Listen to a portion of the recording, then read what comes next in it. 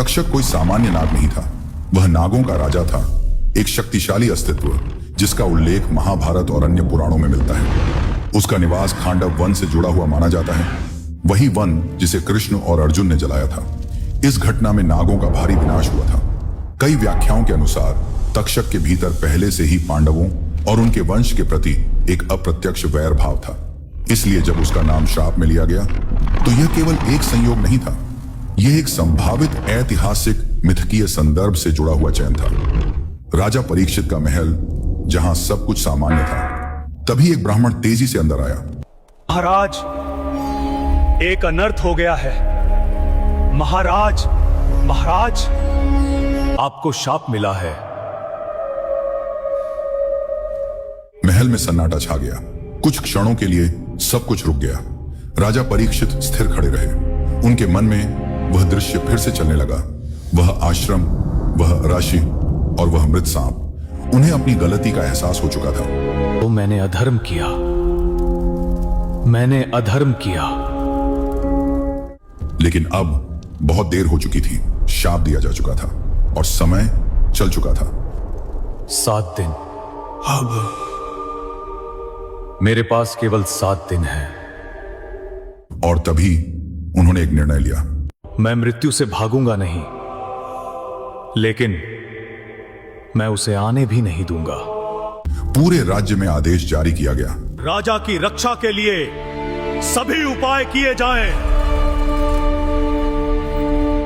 एक विशाल महल तैयार किया गया जो पूरी तरह सुरक्षित था, ऊंचा, चारों ओर से बंद, जहां एक भी सर्प प्रवेश नहीं कर सकता था।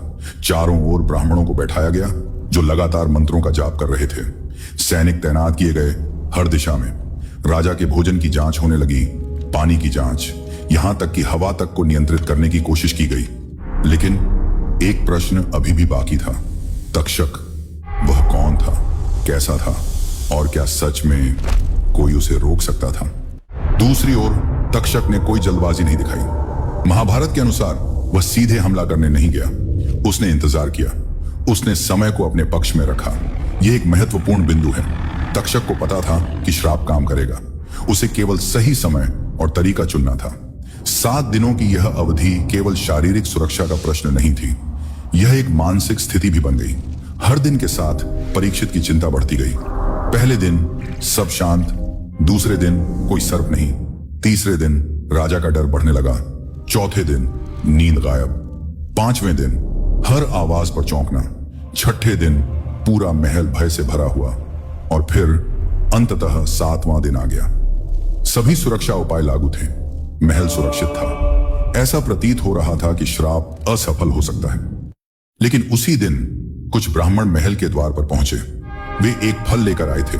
यहां से कहानी एक नए मोड़ में प्रवेश करती है और अब खतरा सीधे दरवाजे पर है, लेकिन वह उस रूप में नहीं है जैसा राजा ने सोचा था। 7वें दिन की सुबह हस्तिनापुर में सामान्य नहीं थी। राजमहल के भीतर असामान्य स्तर की सुरक्षा थी। हर प्रवेश द्वार पर सैनिक तैनात थे। किसी भी व्यक्ति को बिना जांच के भीतर जाने की अनुमति नहीं थी।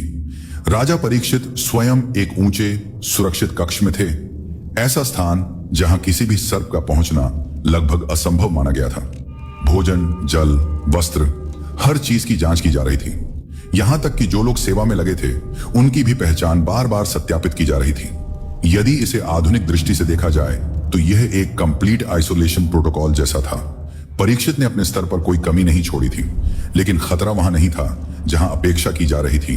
राजा और उसके सैनिक एक स्पष्ट खतरे की कल्पना कर रहे थे। एक सर्प जो किसी दरार से भीतर घुसेगा या अचानक प्रकट होकर आक्रमण करेगा। लेकिन महाभारत में वर्णित घटनाएं ये संकेत देती हैं कि तक्षक ने सीधा साधारण आक्रमण नहीं चुना। उसने धोखे और अप्रत्यक्ष प्रवेश का मार्ग अपनाया। इस घटना के साथ एक और कथा जुड़ी हुई है जो इस पूरी कहानी को और अधिक गहराई देती है।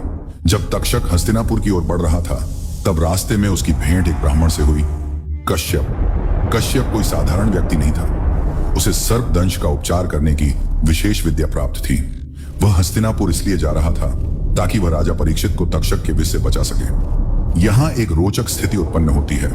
एक ओर था तक्षक, जिसका विष घातक माना जाता था। दूसरी ओर था कश्यप, जो उस विष का उपचार कर सकता था। यदि कश्यप महल तक पहुंच जाता तो संभव था कि परीक्षित की मृत्यु टल जाती।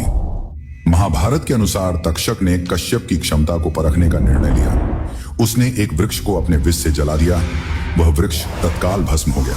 फिर कश्यप ने अपनी विद्या का प्रयोग किया और उस जले हुए वृक्ष को पुनः जीवित कर दिया। यह एक महत्वपूर्ण संकेत था। कश्यप वास्तव में सक्षम था और वह तक्षक के विष का प्रभाव समाप्त कर सकता था। अब तक्षक के सामने एक स्पष्ट समस्या थी। यदि कश्यप आगे बढ़ता है तो उसकी पूरी योजना विफल हो सकती है। इसीलिए उसने एक सीधा निर्णय लिया। उसने कश्यप को धन की पेशकश की। कथा के अनुसार उसने इतना धन दिया कि कश्यप ने हस्तिनापुर जाने का विचार त्याग दिया। यह प्रसंग कई महत्वपूर्ण बातें स्पष्ट करता है। नंबर 1, तक्षक केवल शक्ति पर निर्भर नहीं था, वह रणनीतिक सोच भी रखता था। नंबर 2, उसने संभावित खतरे कश्यप को पहले ही निष्क्रिय कर दिया। नंबर 3, यह एक योजनाबद्ध हत्या थी, न कि केवल श्राप का परिणाम।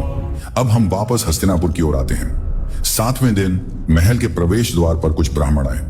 वे सामान्य प्रतीत हो रहे थे। उनके हाथ में एक फल था जो वे राजा को अर्पित करना चाहते थे। यह एक महत्वपूर्ण प्रश्न है। इतनी कड़ी सुरक्षा के बावजूद इन ब्राह्मणों को प्रवेश कैसे मिला? उत्तर परंपरा में छिपा है। प्राचीन भारतीय समाज में ब्राह्मणों को विशेष सम्मान प्राप्त था। उनकी उपस्थिति को संदेह की दृष्टि से नहीं देखा जाता था, विशेष रूप से जब वे किसी राजा को आशीर्वाद देने या भेंट देने आए हों। इसी सामाजिक व्यवस्था का लाभ उठाया गया। ब्राह्मणों द्वारा लाया गया फल सामान्य दिख रहा था। उसमें कोई असामान्य संकेत नहीं था, कोई विषैली गंध नहीं, कोई संदिग्ध चिन्ह नहीं। राजा तक पहुंचने से पहले उसकी जांच भी की गई, लेकिन जांच केवल बाहरी थी। किसी ने यह नहीं सोचा कि खतरा फल के अंदर हो सकता है। महाभारत के अनुसार तक्षक ने स्वयं को एक सूक्ष्म रूप में परिवर्तित किया। वह उस फल के भीतर छिप गया। यहां रूप परिवर्तन को शाब्दिक या प्रतीकात्मक दोनों रूप में समझा जा सकता है, लेकिन स्पष्ट है कि उसने एक ऐसा तरीका चुना जो पूरी सुरक्षा व्यवस्था को पार कर सके। जब वह फल राजा परीक्षित के पास पहुंचा, तब तक दिन का अधिकांश समय बीत चुका था। राजा को यह विश्वास होने लगा था कि शायद वह इस श्राप से बच जाएगा, और ठीक इसी समय घटना घटित होती है। जैसे ही फल को काटा गया, उसके भीतर से एक छोटा सा कीड़ा निकला। यह दृश्य साधारण लग सकता था, लेकिन अगले ही क्षण वह कीड़ा अपना वास्तविक रूप लेने लगा। वह कीड़ा तेजी से बदलने लगा और देखते ही देखते एक विशाल शक्तिशाली नाग का रूप धारण कर लिया। वह था तक्षक। अब वह किसी छिपे हुए रूप में नहीं था, वह सीधे अपने लक्ष्य के सामने था। इस बिंदु पर कोई लंबा संघर्ष नहीं हुआ। परीक्षित के पास प्रतिक्रिया देने का समय नहीं था। तक्षक ने तुरंत आक्रमण किया। उसका दंश सीधा और निर्णायक था। महाभारत में वर्णन है कि तक्षक का विष अत्यंत शक्तिशाली था। दंश के बाद राजा के शरीर पर उसका प्रभाव तुरंत दिखाई दिया। कुछ वर्णनों में कहा गया है कि वह विष अग्नि के समान था, जिसने शरीर को जला दिया। इस प्रकार 7वें दिन श्राप पूर्ण हुआ। राजा परीक्षित की मृत्यु हो गई। यदि पूरे घटनाक्रम को देखें तो यह केवल एक श्राप की कहानी नहीं है। इसमें कई स्तर शामिल हैं। एक क्षणिक अहंकार, एक ब्राह्मण का क्रोध, एक नाग का चयन, एक योजनाबद्ध रणनीति और अंततः एक अपरिहार्य परिणाम। घटना के तुरंत बाद राजमहल में अराजकता फैल गई। सैनिक, मंत्री और सेवक सभी स्तब्ध थे। सभी सुरक्षा उपायों के बावजूद राजा की मृत्यु हो चुकी थी। यह केवल एक व्यक्ति की मृत्यु नहीं थी, यह पूरी व्यवस्था की विफलता थी। अब स्थिति यह है, राजा परीक्षित की मृत्यु हो चुकी है, तक्षक अपनी योजना में सफल हो चुका है, और अब इस घटना का प्रभाव पूरे राज्य पर पड़ेगा। सबसे महत्वपूर्ण, यह घटना यहीं समाप्त नहीं होती। राजा परीक्षित की मृत्यु के बाद हस्तिनापुर में केवल शोक नहीं था, एक अस्थिरता भी थी। राज्य का शासक अचानक समाप्त हो चुका था और अब सत्ता का भार आया उसके पुत्र पर, जनमेजय। जनमेजय उस समय युवा था। उसने अपने पिता की मृत्यु को केवल एक प्राकृतिक घटना के रूप में नहीं देखा। उसके लिए यह एक हत्या थी, और वह भी एक ऐसी हत्या जिसमें धोखा, योजना और अपमान शामिल था।